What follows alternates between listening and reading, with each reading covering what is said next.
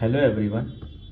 आज हम लोग बात करते हैं एक ऐसी रेमेडी के बारे में जिसका एक्शन और जिसका यूज़ पैथोलॉजिकल केसेस में रियूमेटिक डिसऑर्डर्स, गाउट, आर्थराइटिस, पैरालिसिस इसमें होता है। इसका एक्शन इन केसेस में ज़्यादा है, बट ये फ्रीक्वेंटली प्रेस्क्राइब नहीं होती due to lack of knowledge and it is not very well proved. So generally repertory में कम अप नहीं होती है और सिम्टम्स जो ऐसी रेमडीज़ के होते हैं वो बहुत पेक्यूलियर होते हैं, तो उनको फाइंड आउट करना केस में थोड़ा सा कभी कभी डिफ़िकल्ट हो जाता है और उनका एसेंस जल्दी नहीं मिलता। तो रेमडी है फॉर्मिका रूफा। फॉर्मिका रूफा किससे बनी है? ये एंट से बनी है, चीटे, इंसेक्ट्स जो चीटे होते हैं उनसे बनी है। उनको क्रश करके उनका टिंचर बनाया गया, वैसे प्रूविंग हुई है। अब सबसे पहले इसका एक्शन 3 जगह पे बहुत ज़्यादा है: जॉइंट्स पे, मसल्स पे, ब्रेन पे, spinal nerves and spine, along with head and year symptoms. But ये जो शुरू में हमने बताए ये सबसे ज़्यादा इस रेमेडी में पाए जाते हैं। तो इस रेमेडी का इंडिकेशन क्या है? इसका सबसे इम्पॉर्टेंट पॉइंट क्या है कि ये गाउट में इंडिकेट होती है। होम्योपैथी में गाउट के लिए बहुत सारी रेमेडीज़ हैं और I think rheumatism, gout, arthritis, these are those cases which are most difficult to cure, क्योंकि इनमें वेग सिम्टम्स होते हैं और मैनी सिम्टम्स मिलते हैं और सिम्टम्स ओवरलैप करते हैं, तो रेमेडी की एक क्लियर कट डायरेक्शन या एसेंस नहीं मिल पाता है। तो इन केसेस में हमको इसीलिए क्योंकि ऐसे केसेस में पेन बहुत इंपॉर्टेंट होता है, गाउट के, रूमेटिज्म में, आर्थराइटिस में, तो हमें ऐसे केसेस में पेन का कैरेक्टर, लोकेशन, सेंसेशन, मोडेलिटीज़, कब से स्टार्ट हुआ, किस जगह पे है, एक एक चीज़ कंसिडर करनी रहती, तब जाके हम रेमेडी तक पहुंचते हैं। तो वापस हम आते हैं फॉर्मिका रूफा पे। तो इसका इंडिकेशन क्या है कि sudden rheumatic pain, sudden pain आएगा, सडन आएगा, ग्रेजुअल पेन नहीं होगा, सडन होगा।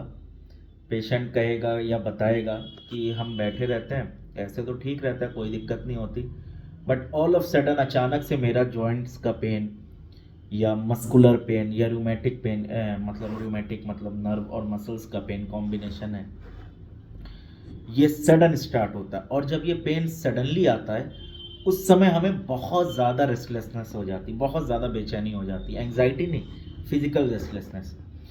और जब हम मूव करते हैं, वो रेस्टलेसनेस की वजह से हमको मूव करना पड़ता है, एंड जब हम मूव करते हैं, वेरी इंपॉर्टेंट, जब हम मूव करते हैं तो मेरे पेन्स एग्रावेट हो जाते हैं, बढ़ जाते हैं। पहला पॉइंट। दूसरा पॉइंट ये कि फॉर्मिका रूफा में pain will shift very rapidly, एक लोकेशन से दूसरी लोकेशन। पेशेंट ये कहेगा पेन यहाँ पे होता है suddenly, then it goes to here, then it goes to here, sudden location change होती है इसके केस में। और pain most of the time start होगा लेफ्ट से, left side of the body, whether it is upper limb और lower limb. Left side से जाएगा राइट, देन राइट से बैक टू लेफ्ट, ऐसे पेन इस लोकेशन इसमें बदलेगा और सडन होगा पेन और सडनली चेंज होगा। नेक्स्ट इंपॉर्टेंट पॉइंट है फॉर्मिका रूफा का, burning pain, burning pain, whether it is burning rheumatic pain, burning joints pain, burning pain होगा। और मज़े की बात यह है कि it is very peculiar symptom, burning pain होगा, वॉशिंग से बर्निंग और बढ़ जाएगी, और वॉशिंग से बर्निंग और बढ़ जाएगी, ये पेक्यूलियर है। बट इसमें भी एक बहुत पेक्यूलियर पॉइंट है कि जब वो कोल्ड वाटर लगाएगा तो नॉर्मल वाटर से भी ज़्यादा बर्निंग हो जाएगी। मतलब कहेगा पेशेंट कि जब हम नॉर्मल वाटर से धुलते हैं तब तो बर्निंग बढ़ती बढ़ती है, बट जब हम कोल्ड वाटर से धुलते हैं तो मेरी बर्निंग और भी बढ़ जाती है, मेरा पेन, जॉइंट का जो बर्निंग पेन है वो और भी बढ़ जाता है, मेरा नी में जो बर्निंग पेन होता है वो और भी बढ़ जाता है जब हम ठंडे पानी से नहाते हैं या पैर धोते हैं तो, या मेरा हेड का जो बर्निंग पेन है या स्पाइन का जो बर्निंग पेन है वो और भी बढ़ जाता है जब हम नहाते हैं ठंडे पानी से स्पेशली। ये बहुत कैरेक्टरिस्टिक है, पेक्यूलियर सिम्टम है फॉर्मिका रूफा का। और फॉर्मिका रूफा को जो पुराने स्टालवर्ड्स हैं उन्होंने बताया है कि इसका बहुत इम्पॉर्टेंट एक्शन है, बहुत ज़्यादा एक्शन है इसका ब्रेन पे। And even doctor Clarke had mention that it is useful in almost every cases of apoplexy. उनका मतलब ये नहीं है कि हर एपोप्लेक्सी में हम फॉर्मिका रूफा देंगे, उनका मतलब ये कि हर टाइप की एपोप्लेक्सी में फॉर्मिका रूफा का एक्शन है। और एज अ ब्रेन स्टिमुलेंट भी बताया गया, brain as a brain tonic आप कह सकते हैं, जहाँ पे ब्रेन का डिजनरेशन है। Usually we get this type of cases in old age above 70 65, cerebral atrophy, cerebral degeneration of brain parenchyma, वहाँ पे लाइक गिंको बाइलोबा, ये फॉर्मिका रूफा का इंडिकेशन था। एंड स्पाइन में, स्पाइनल नर्व्स में पैरालिटिक पेन होगा, rheumatic pain होगा, ये सारी चीज़ें। पेन इसके एम्यूरेट होंगे मिडनाइट के बाद, मिडनाइट होगी रात के 12 बजे के बाद इसको आराम मिल जाएगा पेन्स में। और फॉर्मिका रूफा में क्या है, इसके लेफ्ट ईयर से पीछे ऑक्सीपुट तक ये पेन जाता है। ये बहुत इंपॉर्टेंट पॉइंट है इसका फॉर्मिका रूफा का। ये अक्सर करके फॉर्मिका रूफा के जो हेडेक वाले सेक्शन में या हेडेक के केसेस में ये लोकेशन ज़्यादा होगी। Pain radiating from left ear, behind left ear extending to occiput.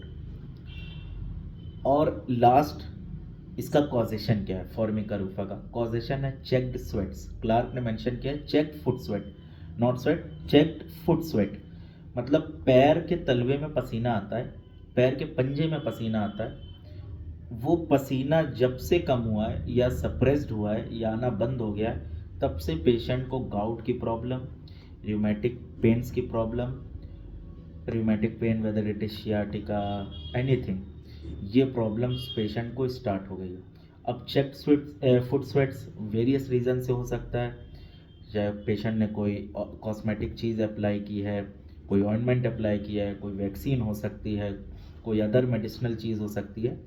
But अगर केस में हमको पास हिस्ट्री हमने पेशेंट के लिए कब से स्टार्ट हुआ और पेशेंट को मे भी याद आ जाए, आप जब उसको पेशेंट को रिमाइंड करें एग्जांपल्स देके, तो पेशेंट ये कहे कि हाँ मेरे पहले पैर के पंजे में बहुत पसीना होता था, देन मुझे ये उस समय ये प्रॉब्लम्स नहीं थी, ये जॉइंट्स की प्रॉब्लम, गाउट की प्रॉब्लम नहीं थी। बट जब से वो हमने देखा है कि पेन आना, पसीना आना बंद हुआ है, मेरे जॉइंट्स की, नी की, एंकल की या जो भी जॉइंट इफेक्ट है, ये प्रॉब्लम स्टार्ट हुई है। तो अभी के लिए इतना, बाकी आगे हम लोग कंटिन्यू करते रहेंगे। Thank you.